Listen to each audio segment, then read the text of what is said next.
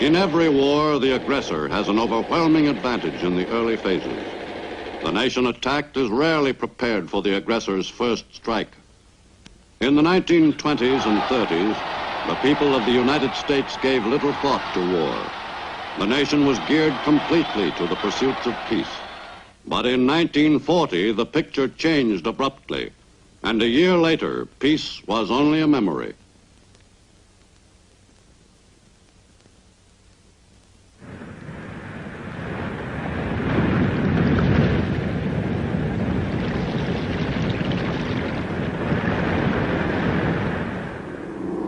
The Japanese strike at Pearl Harbor in December 1941 was no isolated blow. At the same moment the attacking planes were over Hawaii, Japanese forces were sweeping south, spearheaded by an advance guard of fast Japanese warplanes. During the first month of war, the Japanese struck at Hawaii and 5 other principal target areas. Wake fell to the enemy after a heroic 16-day stand by a small detachment of Marines. Guam was quickly engulfed by the Japanese tide of aggression. The island fell after a few days. Japanese troops captured most of Luzon Island and were pressing the assault on the rest of the Philippines. The British colony of Hong Kong finally fell to the invaders on Christmas Day, 1941. Japanese troops landed on the coast of Malaya and were pushing southward toward strategic Singapore. On December 10th, just 3 days after the start of the war, Allied naval strength in the Pacific suffered another staggering blow in the loss of the British capital ships Prince of Wales and Repulse, sunk by the enemy. The Imperial Navy's Air Force discovered the main force of the British Far Eastern Fleet off Kuantan, on the eastern coast of the Malay Peninsula, and opened brave and daring attacks. The battleship Repulse was sunk instantly. Pummeled further with repeated direct hits, the flagship Prince of Wales sank with a tremendous explosion. Singapore was now a naval base without a fleet. But in the colony, the fortress was still considered impregnable, and the men prepared to fight what they confidently expected to be a successful defensive action.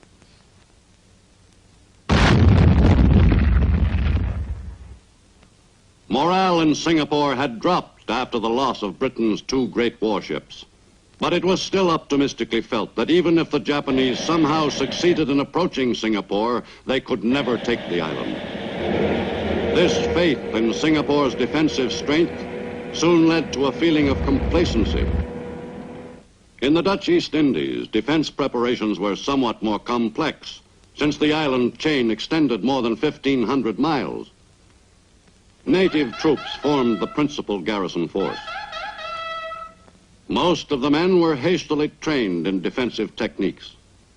But throughout the islands, even the best troops would be no match for the experienced Japanese forces. For the defending soldiers' knowledge of warfare was all theoretical.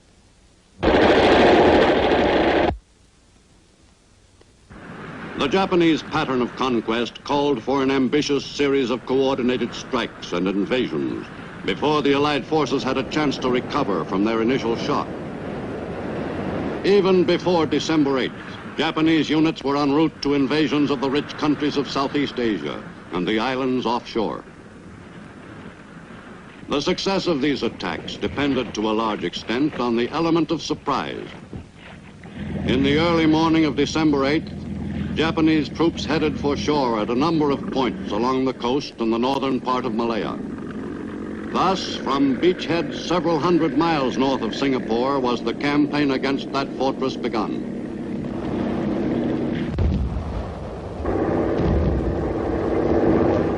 Within a few days, a sizable Japanese force was successfully ashore, ready to launch a full-scale offensive against the British down the Malayan Peninsula.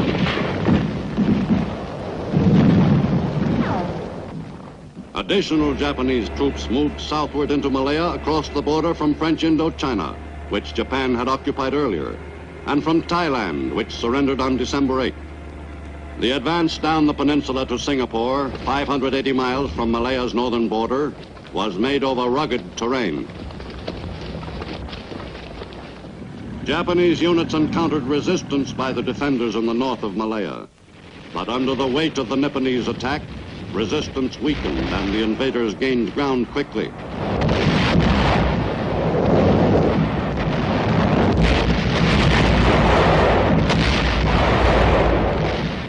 Although the campaign down the narrowing peninsula should have been a difficult one for the invaders, they pressed onward rapidly against little resistance. The Malayan campaign was one of the most successfully fought actions in the series of Japanese assaults in December 1941. Within 3 weeks, Japanese forces had seized all of Malaya, south to a front less than 100 miles above Singapore, in the state of Johor. In Malaya, Japanese adeptness in tropical fighting triumphed over a defensive force ill-prepared for that kind of battle. Beginning on December 8th, Japanese planes regularly bombed Singapore, the prize of the Malayan campaign. The Jap bombers had a relatively easy time of it, as the Allies had no sufficient force of fighter planes in the area to combat the attacking bombers. Singapore became a prime target for Japanese air attacks, which had the desired effect in softening the city's defenses. In addition to physical damage, the attacks also achieved a lowering of morale among the defenders. The British in Singapore had not succeeded in becoming acclimated to the raids, and the Japanese took full advantage of their air superiority to pound the city without let-up. Meanwhile, 1,400 miles northeastward, the British colony of Hong Kong became an early Japanese target. On December 8th, Nipponese troops advanced into the British-leased territory on the mainland, across from Hong Kong Island. 6 divisions made the attack against determined but ineffectual resistance on the Kowloon Peninsula. With the British territory on the mainland completely won, the Japanese turned their attention to Hong Kong Island. After a siege of 16 days, the invaders forced a surrender and took over control of Britain's great Far Eastern port city. With the capitulation of Hong Kong on Christmas Day 1941, the last major port into free China was lost. Lack of manpower was the key to the fall of Hong Kong, and the Japanese troops had their assignment made still easier by a poorly organized defense of the island stronghold. On Malaya, the campaign entered its final phase. In early February 1942, Japanese troops pushed across Johor Strait and entered Singapore, the supposedly impregnable fortress. The invaders pressed the attack. In their final heavy offensive, the Japanese took a considerable number of prisoners who had never expected that this unpalatable situation could ever come to pass. On February 15th, the British defenders indicated that they were prepared to discuss negotiations toward a surrender. Led by Lieutenant General A.E. Percival, commander of the British force, and escorted by a Japanese officer, a British delegation proceeded to the Ford building to talk terms with Lieutenant General Tomoyuki Yamashita, commander of the Japanese forces. Yamashita, the famed Tiger of Malaya, was anxious to get on with the business at hand. The British asked for time before deciding officially whether to agree to Japanese terms. But Yamashita refused to give an inch. His terms were immediate, unconditional surrender. The British wanted overnight, or at least a few hours, to consider the demand. Yamashita remained firm. Either the surrender would be made there and then, or Japanese troops would resume the attack. In the face of this ultimatum, the British commander capitulated. With Malaya on the point of being entirely won, the Japanese pressed on to other fields for conquest. From newly won bases, Nipponese planes took off and headed south on February 14th, one day before the fall of Singapore. The Japanese planes, carrying a cargo of troops, crossed the Strait of Malacca and were soon over the Dutch East Indies. Near Palembang, Sumatra, the planes disgorged their human cargo. This airborne invasion was made at a point where defending forces expected an attack. The Japanese objective was to overrun the rich Sumatran oil fields and then rapidly to seize the entire island. The spearhead units were soon reinforced until the total Japanese force numbered some 100,000 troops. Large areas of Sumatra were quickly seized, and with the surrender of Java on March 9th, Japan announced the complete conquest of the Dutch East Indies.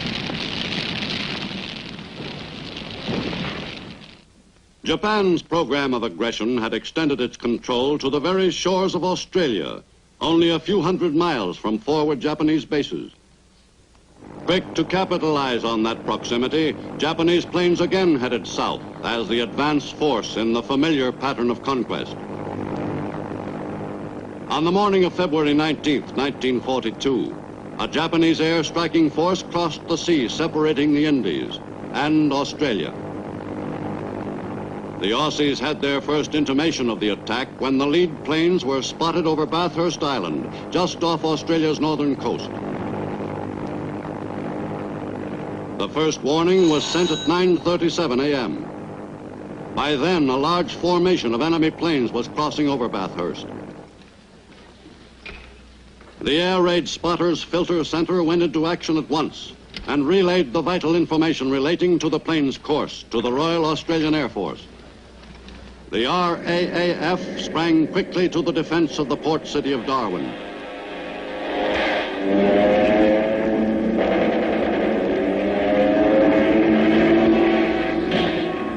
A few Japanese planes were knocked down during the attack, but most escaped unharmed. A total of 90 Japanese planes made the raid on Darwin, 72 of them bombers. The attack, which began at a few minutes after 10 a.m., lasted for almost an hour and was eminently successful from the Japanese point of view. Darwin sustained considerable damage and soon became a regular target for Japanese planes. In those early months of 1942, the job of holding the enemy depended on keeping open the lifeline between the United States and Australia and New Zealand. For the shipment of desperately needed supplies from the United States was vital to Allied hopes for a future victory in the Pacific. Although the war in Europe drew the great bulk of materiel from the U.S., enough supplies were sent to Pacific bases to keep the Allied war effort functioning. Maintaining the lifeline to the down-under countries kept a considerable number of U.S. ships fully occupied. Fortunately, Australia-bound vessels were only rarely attacked. Each loss was keenly felt. However, all of our massed effort is none too great to meet the demands of this war. We shall need everything that we have and everything that our allies have to defeat the Nazis and the fascists in the coming battles on the continent of Europe and the Japanese on the continent of Asia and in the islands of the Pacific. The United States turned its full attention to the job of winning the war on both fronts.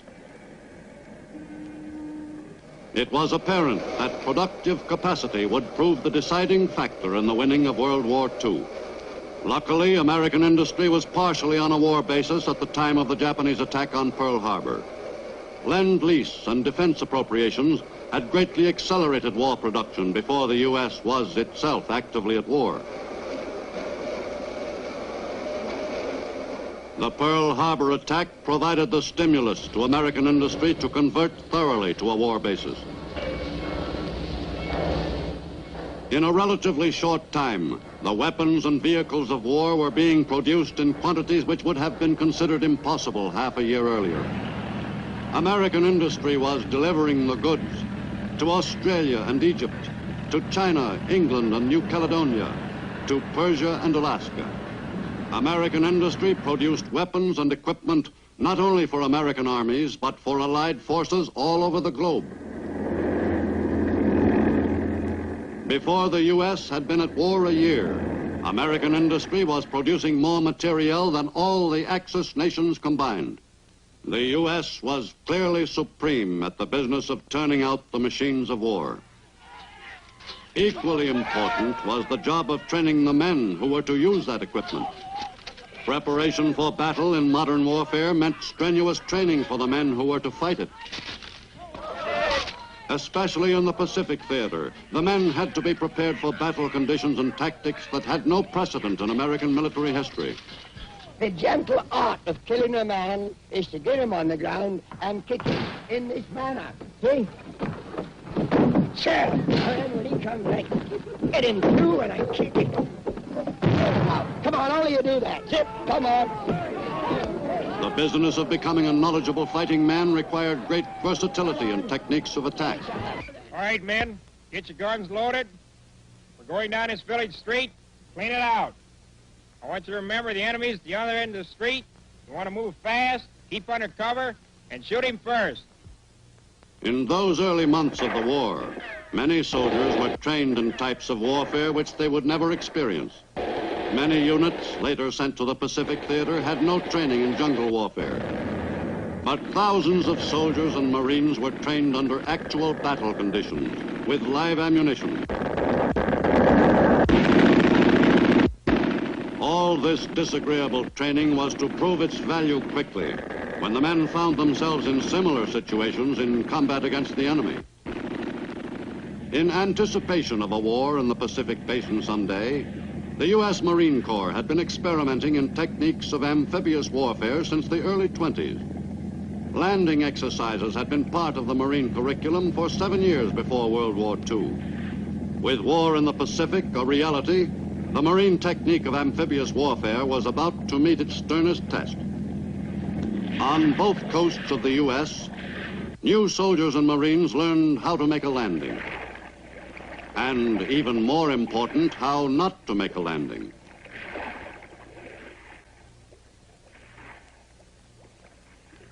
It took a while for the rough edges to be knocked off the boots, but the intensified training program turned out troops ready for action. In command of the men who were destined to seize the offensive in the first Pacific invasion were generals with a thorough groundwork in amphibious warfare. Men like General Alexander Vandergrift, soon to be commander of the 1st Marine Division. Marine training also stressed close air support of ground forces in all large-scale tactical exercises. Vehicles designed especially for use in amphibious operations were beginning to come off the production line. Though no one knew for certain in early 1942 just how the Japanese planned to defend their island fortresses, America's invading forces were well prepared for almost any eventuality. The time was approaching when freshly trained U.S. troops would help defend the free world against the aggressors. The day will come. It will come when British and American armies march into countries not as invaders, but as liberators. And when from the soil there spring up in passionate hope and valiant effort the peoples who have been held down under a cruelest of barbarian yoke. The U.S. Navy had embarked on a new program of building up its strength before the attack at Pearl Harbor plunged the U.S. into war in the Pacific. For Navy leaders realized that if the U.S. were to become involved in World War II, her Navy must be prepared to wage effective warfare with vessels which could outmatch anything an enemy could put afloat. On that basis, America's new Navy was developed. After Pearl Harbor, the reinforcement of America's badly crippled Pacific Fleet was of top priority urgency. While the U.S. Navy fought a holding action in the Pacific during the early months of 1942, production was rushed on new ships, among them new carriers, from whose decks American planes would carry the fight to the enemy. Before many months passed, the Navy's score with the Japanese would be pretty well settled.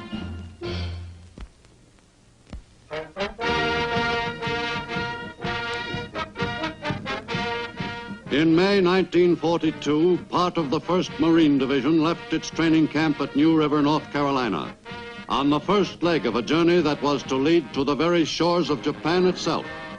The men who were to make the first American assault of World War II embarked on their trip in high spirits.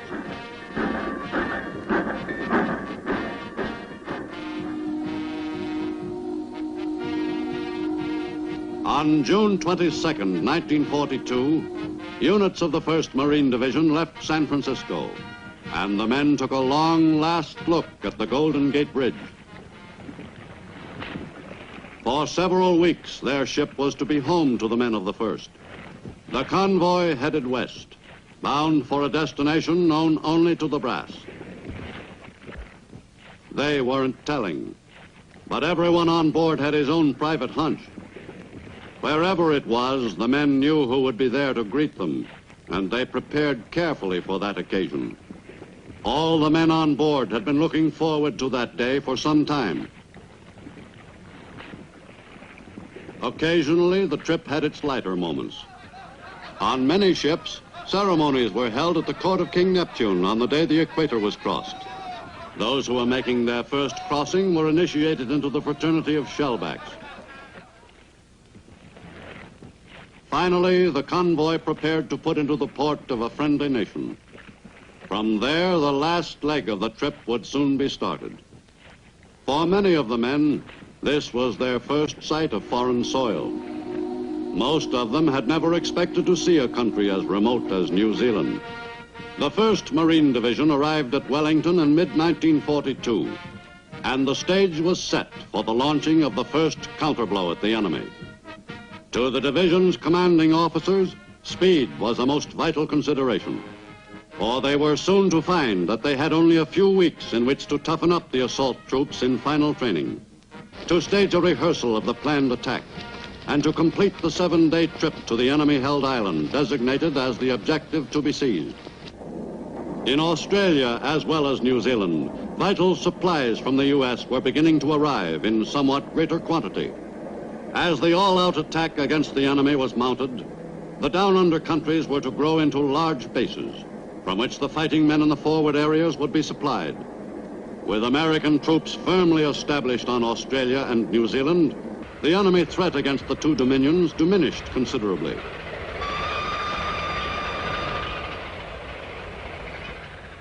The setting for the camps was new, but otherwise the pattern wasn't very different from the routine the men had followed in camps in the U.S. Even the off-duty hours were spent in familiar pursuits. But now the men alongside were foreigners, with a different point of view, different interests, and even a different language. At least it seemed like one to most Americans who hadn't tried talking to an Australian before. But before long, the GIs came to regard the boys down under as good pals or fair dinkum cobbers. All the inhabitants of Australia were concerned about the entertainment of their GI visitors. And when life grew too monotonous, there was always some way of stirring up a little excitement. The old-fashioned rodeo appealed to American and Australian alike. At times like these, they came to the conclusion that they really weren't such different peoples after all. But there were enough interesting new aspects of life in Australia to occupy the curious GI's time in his free moments. Many Americans had never heard of a koala bear before, much less seen one. But most of the GI's time was not spent in relaxation. Their presence in the down-under countries had one purpose, and no one was allowed to forget it. Sparsely populated Australia and New Zealand were perfect training areas. There was plenty of space for long marches. Too much space, the GIs sometimes felt. In the early months of the war, Australia began serving as a base from which attacks were made against the enemy. At airfields in the northern part of the island continent, the men were no longer occupied with training. This was the real thing.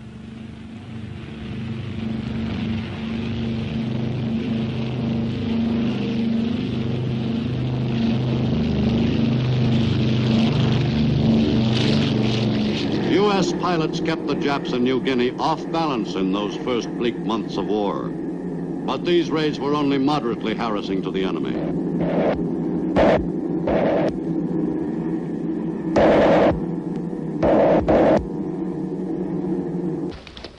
Meanwhile, the Japanese sweep southward continued.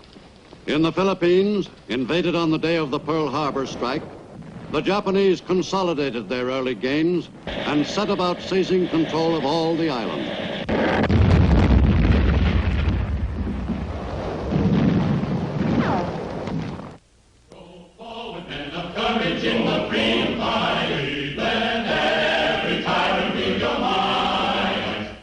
Freedom and justice forward, sir, relentlessly hard.